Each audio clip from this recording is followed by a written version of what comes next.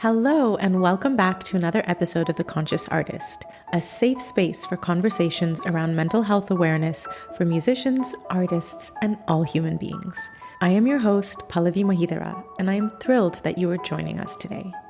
I love the community we have developed together through this show, and I'm committed to continuing to give a platform for voices and stories to be shared. When we allow others and ourselves to feel seen and heard, we create much needed change in this industry and in this world. So thank you for supporting this community. Don't forget to subscribe wherever you get your podcasts, and let's get started.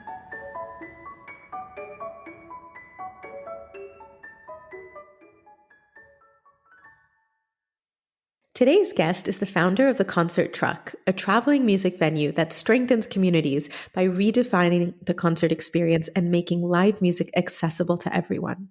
The Concert Truck has presented concerts across the country in city streets, music and arts festivals, schools, neighborhoods, parks, anywhere you can think to park a truck. This endeavor reinforces two ideas. One, that music is for everyone, and two, that music can be appreciated by everyone if given a chance. And especially in today's world, it is a reminder of how important community is. So please join me in welcoming the Concert Truck co-founder, Susan Zhang, to The Conscious Artist. Susan, I'm so happy to have you joining us today. Thank you so much for having me. It's my pleasure. I'm really excited to chat with you. And to start us off with, how did the idea of the Concert Truck come about? So the idea originated with my co-founder, Nick Luby, and he was traveling one summer with his grandfather, and he would dock his boat at various cities and then look for places to practice, little churches. And when he was practicing there, he noticed that people would gather and they were curious and interested. So he had this idea for some kind of traveling venue. I was in graduate school at the time, and I really wanted to find a way to help serve community and society with the skills that I had been taught in school. And when he pitched this idea to me, I was like, oh, that's it. That's what I want to do. I love that. I mean, it's such a reminder that music brings people together. It brings communities together. But I'm guessing that this was more of like a trial and error process rather than like an immediate success. Oh, absolutely. I mean, we really had no idea what we were doing or what even we wanted. We just tried things out at the beginning. We prototyped with a rental truck, actually, and we had all of these assumptions. We thought we were going to put an acoustic grand piano on the truck, which, of course, that's not what we have right now. But then we built this rollout stage and we completely overbuilt it to sustain the weight and ended up using a digital instrument anyway. So that was one of many, many assumptions that we made. So it was certainly a labor of love and a process of trying things and pivoting. How did you deal with sort of the initial rejections or like trial and error process or the difficulties that you might have faced while not only building this project, but literally like building the stage? And how did you stay motivated with the idea that you had in mind? You know, it's interesting because the attitude that entrepreneurs tend to have, you hear that fail often, fail fast, fail often at the beginning. And I think that it's just kind of in the culture to test things out, and you don't take failures as personal failures or personal failings. It's just, you're just trying to gather information in a way. And again, at this time, I was in my mid-20s, and I don't know if I'd just been in music school for too long or it was the development of my frontal lobe. But at that time, I remember feeling very neurotic about my playing and about the idea of failure around my playing.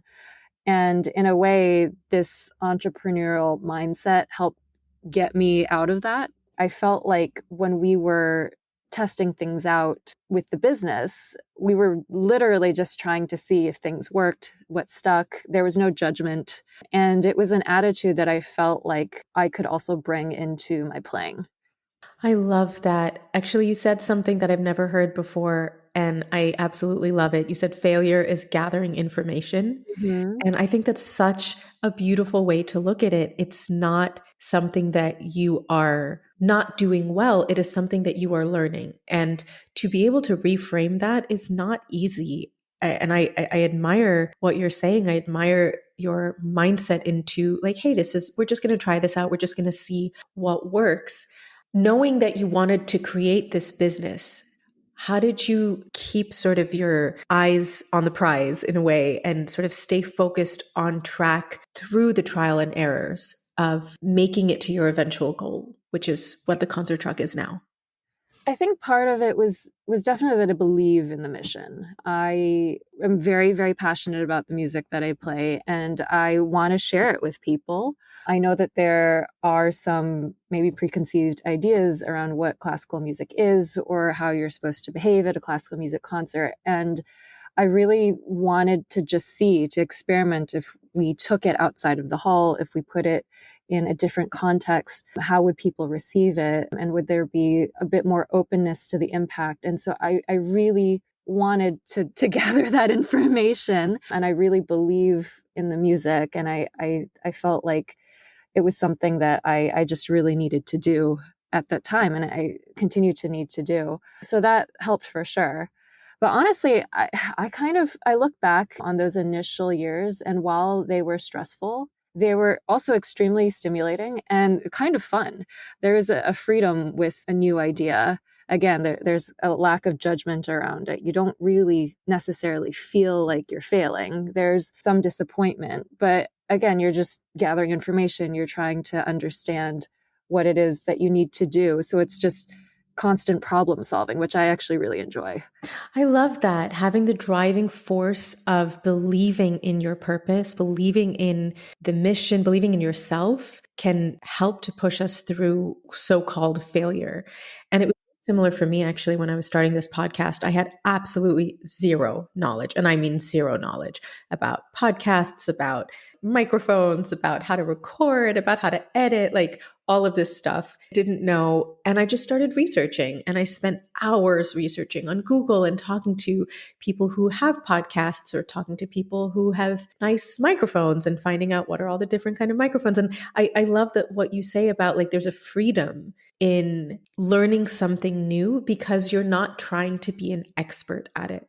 It's kind of also like the way I feel when I'm cooking because I am by no means an expert, but after 20 years of trial and error, I've become a pretty good cook. And I love experimenting and like trying things out, but I don't care if it tastes good or not. I don't care if it looks good or not, as long as I have enjoyed the process and then I'll figure out how to fix it for the next time.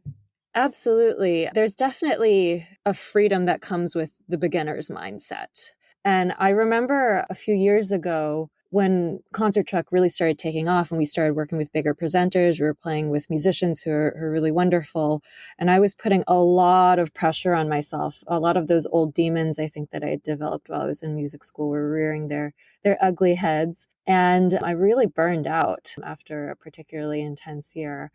And I remember I took some time off and I started hobbies, just things that I felt like were fun, that were somewhat artistic or involved some kind of kinetic intelligence. So I'm thinking of things like ping pong or playing pool. I love it. Hobbies as a Yeah, musician? What's that? I know, and there's no pressure to be good at any of those things, but it was just the act of trying to figure out and that process of getting better.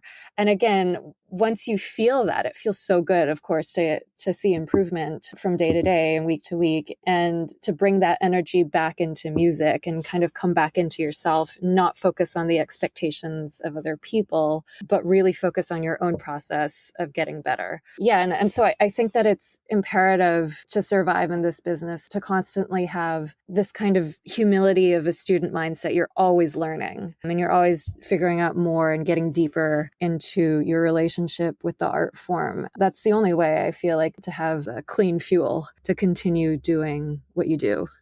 I couldn't agree more. And it's funny, I feel like that's the way that amateur musicians feel about music when they like learn a new piece, learn a new song, figure out a new riff on guitar. Like that's how they feel this joy and this Mm-hmm. simple act of mastering a small part of this hobby that they enjoy doing or whatever brings them so much joy. And we don't think about that as musicians often because we have been trained from such a young age to seek perfectionism in what we do because of the world of classical music and the perfection that is expected.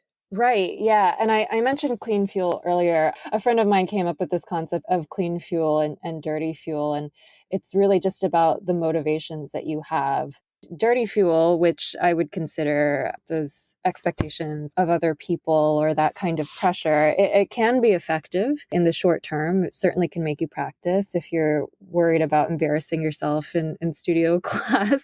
For sure, you're going to practice, but that can only last for so long. And at the end of the day, you really have to have that clean fuel be your primary motivator and your primary source of energy. Is the love for music, the love for learning. And again, that humility needs to be a part of it, I think, in order for it to be sustainable source of energy. So I do like to think about that.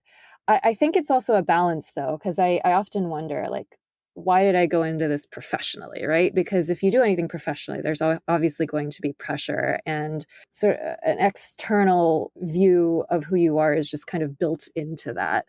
I think it's a balance, right? I need the pressure from deadlines in some ways to get myself working.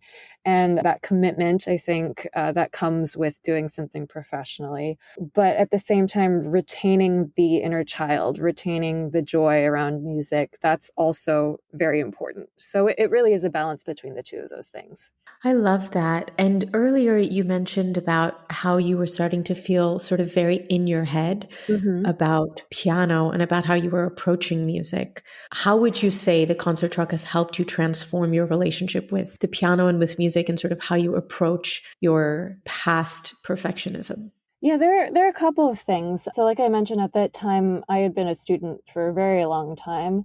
And when you are a student, you are constantly receiving feedback about your playing, and you're spending usually more time in the practice room than you are on stage. So I think Concert Truck was kind of like a performance boot camp in a lot of ways. When we took off, we were being hired for these residencies. We were playing, I don't know, 7 to 10 concerts a week. And I was just playing all the time. It became like breathing in a way. Because it became a way of life, I couldn't obsess over the little things. But there's something really amazing about that you just get up there and you play.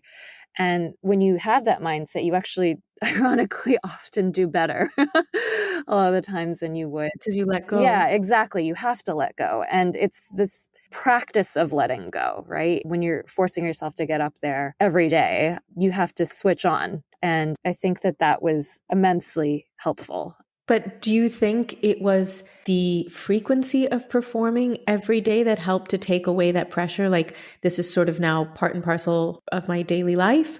Or was it also the circumstances around performing, the kind of venues, the kind of not typical concert stage, but something that was more unique and more community based?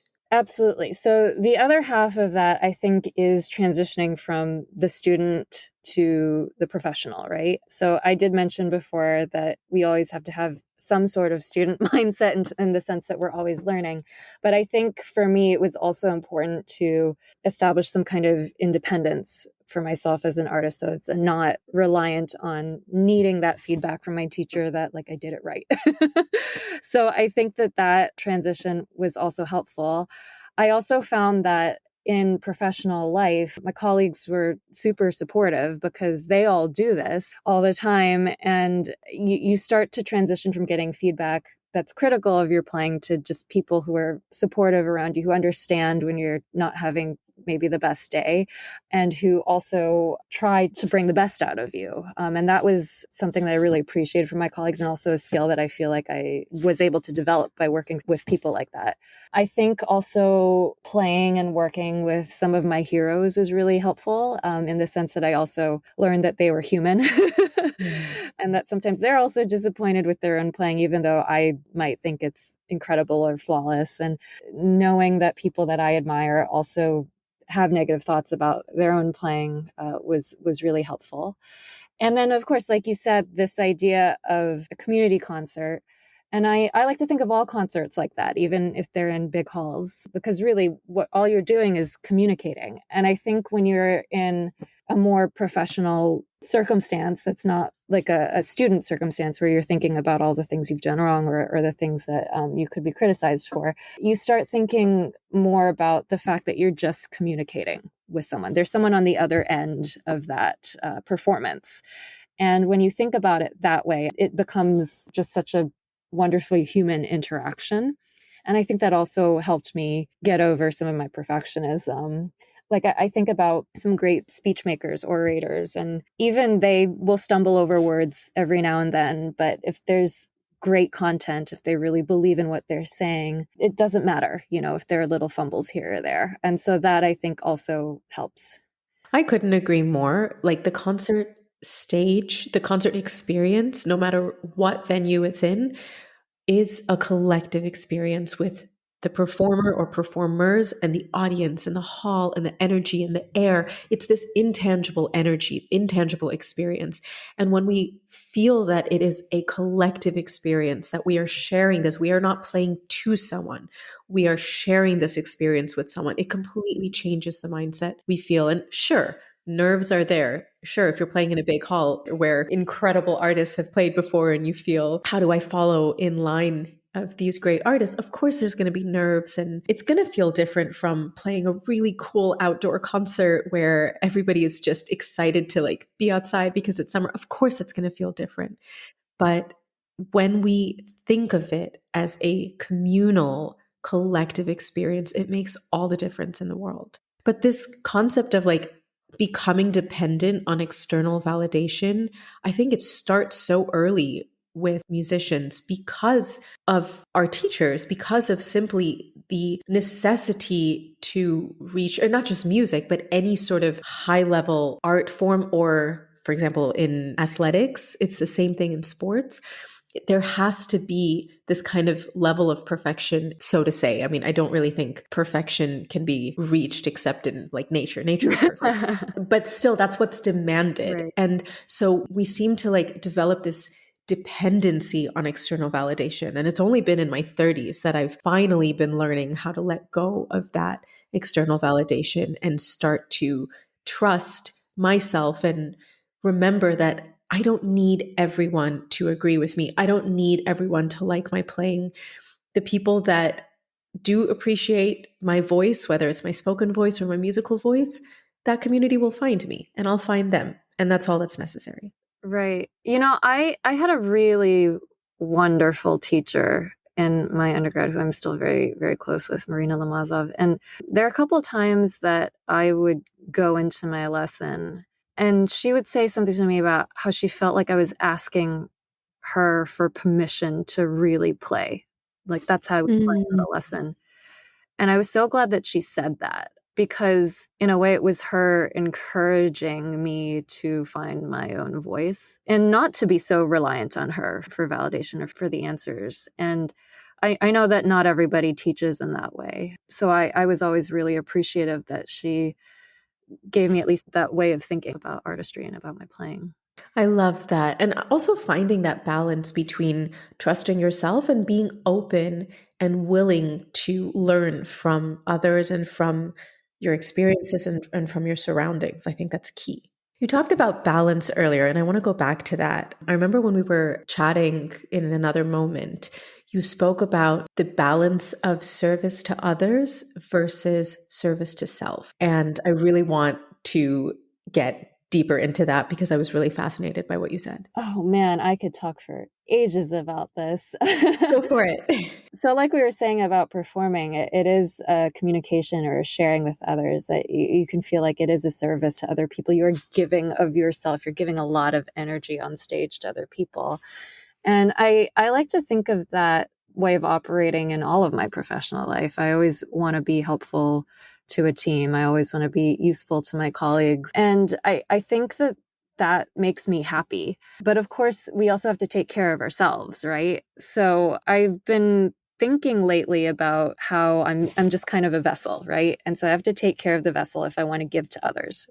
So having that balance between being on the road and being really easy to work with and anticipating people's needs, but also having that space to take care of myself, take care of my body, take care of my mind and my emotions. That for sure is a whole balancing act. Another way that I have to deal with balance in my life, I would say, is between my artistic work and the administrative work that's in the business.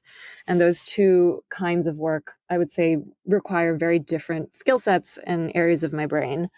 I kind of actually like how they balance each other out because I feel like through the business side of things, I can exercise parts of my brain or like stimulate certain kinds of problem solving or strategy that I might not through my artistic work. And I have this thought that I want to be able to know all of my brain and use all of my brain.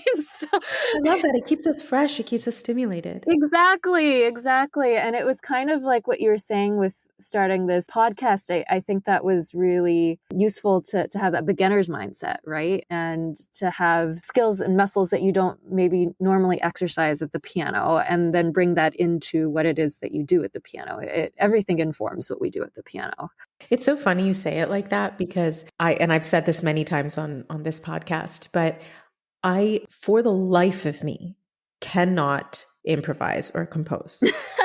I do not have talent in improvisation or composition, and nobody can tell me otherwise because I have tried. I have had improvisation lessons in school. I have had composition lessons in school. I've had to write music. I still have it. It is awful. It's like some like god awful pretend minimalistic Philip Glass-esque but actually terrible piece that I wrote once for like my friends in the class, and it was like I don't have talent there. But then I started doing the podcast and I started to realize that I may not be able to compose at the piano, but I know how to create content here. Mm-hmm. I may not be able to improvise at the piano, but I know how to have spontaneous conversations here. Like I've said this, like I don't script any of these Mm-hmm. episodes. Sure, I have a topic in mind with my guest that we agree on. I have maybe some bullet points of things that like I'd like to go through, but I don't script anything. It's just a spontaneous conversation and I go with the flow with it. And it's so rare for me to like go with the flow. You know those Right. memes where it's like, "Oh, I like going with the flow, but what time does the flow start?" That's me too. That's 100% me. But that's great because you can scratch that itch. It's just in a different context, right? Totally. And I find that like I'm able to do that here where I'm able to like let go and let it be imperfect. And Mm-hmm. sure, when I'm editing, I still get a little bit crazy and I'm like trying to clean it up. And I don't edit content. I just generally edit out like the ums and likes and, stuff like that. But like I like to keep it fresh and flowing. And, going back to cooking, like it's the same thing. I don't care if it's perfect, but I love to experiment and to improvise. I hate cooking with a recipe. It stresses me out so much when I have to follow a recipe in the kitchen, which I think is hilarious because everywhere else in my life, I feel like I need to have that recipe. Otherwise, like, I don't know what to do. Right. And it's like these weird offshoots of my higher self, what I could be, the Pallavi that could go with the flow and the Pallavi that could be spontaneous and improvise. Well, it's balance, right? You have to have some of that in your life, but then also maybe in the areas of your life where maybe the stakes feel a little higher, you want to have a bit more structure or a bit more guidelines, right? I mean, yes, of course, it's balance, but like for me, it's been 100% rules and structures and guidelines and lists and always color in the box. So I get that though. I feel like I probably veer towards that as well for the most part. And this is probably part of why I got very neurotic about playing in my 20s. And to be honest, I'm still very neurotic about my playing. I'm not gonna like act like I've cured that or anything. I think I've just learned to manage it and function with it a little bit better as I've gotten older and gotten to know myself more. yes, getting to know yourself. I'm so glad that you said Yeah. that. I think that's made the biggest difference Mhm. for me, getting to know myself and know who I am truly deep down inside. What are my values? What do I care for in this world? Not only who do I care for, but what do I care Right. about? What kind of person do I wish to be in this life? People talk about like, what kind of legacy do I want to leave behind? Mhm. For me, I don't know if I like to use that word legacy because for me, it sort of indicates that it's something Mm. material that you leave Mhm. behind.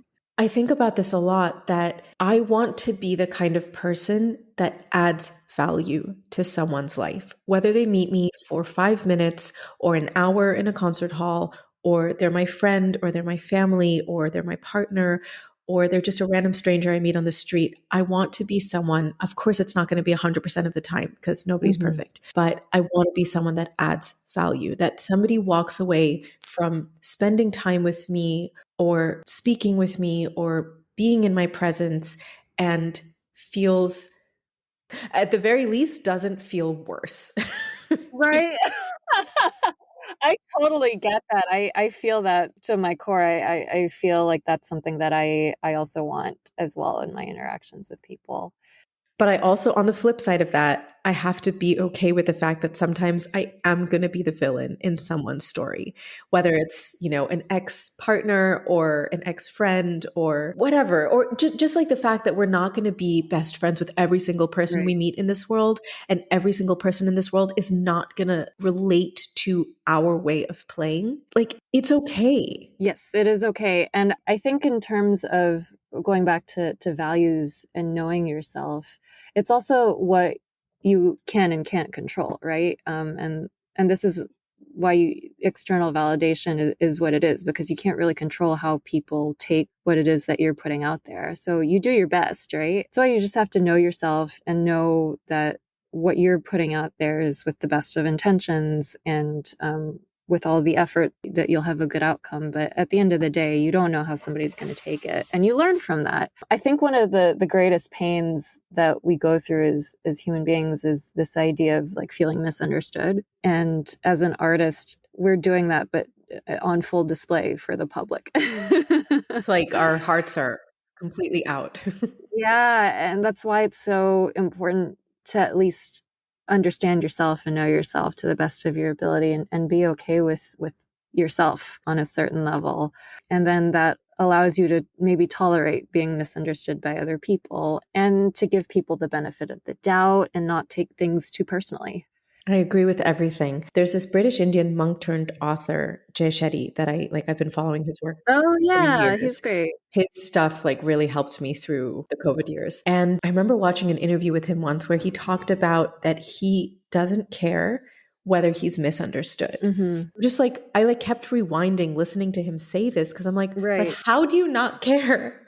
And like trying to get to a place where I'm okay being misunderstood. I'm okay if somebody has an opinion of me that I don't agree with, or that maybe other people don't agree with, or I don't like, instead of feeling like, oh, well, that person is against me, or they don't like me because they don't understand me, or, sort of going down that negative rabbit Hmm. hole.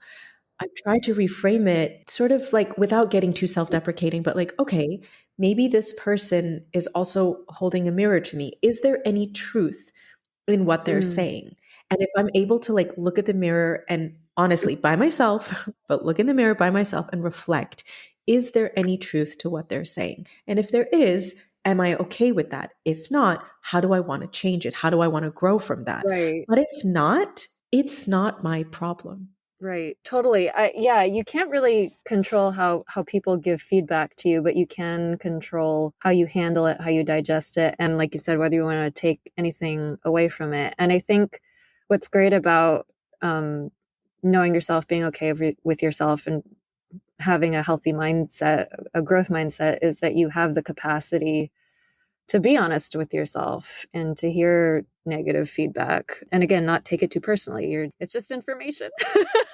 Gathering information, I love it. Sometimes it's very helpful. Very helpful. And it goes back to what we talked about earlier. And this is why it's so important for us to also know who we are so that we naturally then start gravitating towards like minded people. And this is not to Mm, say that we should only be hanging out with people that think like us or, whatever. Absolutely not, because then we don't grow. right. That's where you can find your community, where you can find that support in Mhm. order to help you keep growing and learning. That's right. Yeah, I think that that's imperative, having community who supports your journey. It's so important because they understand that it's an uncomfortable process. Growth is a really uncomfortable process. And I think talking about feeling understood and seen, I do think that it is important to have a degree of that in our lives. And it helps you keep going. Absolutely. Couldn't agree more. So I want to ask you three questions. First question is, what would you say has been your biggest lesson in life so far? Oh my gosh. I don't know that I could pinpoint just one, but we've been talking a lot today about what you can and can't control. And I do feel like as I get older, I have more of a sense of that.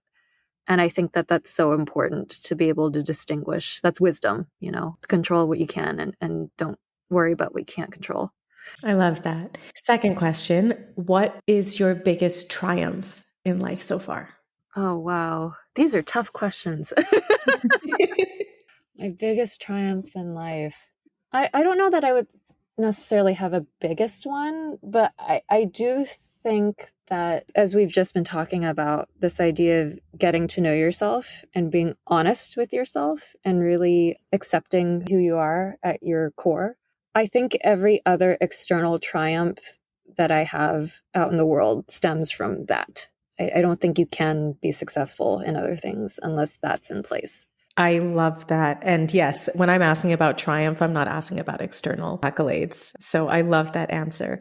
And third and final question, if you could say one thing to little Susan, your inner child and your younger self now, with all of the ups and downs and everything that you've learned and grown from until today, what would you say to her? Oh gosh. I would probably say a few things. I would tell her to focus on the clean fuel for sure as motivation. And I would probably tell her not to take her life or the lives and the relationships of loved ones for granted and to really be present with herself and with the people in her life always. That's so beautiful. Thank you so much for sharing that. And thank you so much for being here today. This was such a lovely conversation. I feel like we could keep going on for hours, but we'll have to maybe do an Instagram live or something sometime. Oh, I would love that. I would love that. Thank you so much for having me on your show.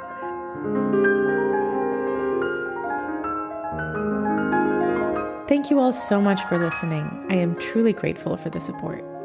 Please share this episode and this podcast because the more awareness we bring to mental health, the sooner we can break the stigmas around these topics and the faster we can help make our world a healthier place. Don't forget to subscribe wherever you get your podcasts and see you next week for another episode of The Conscious Artist.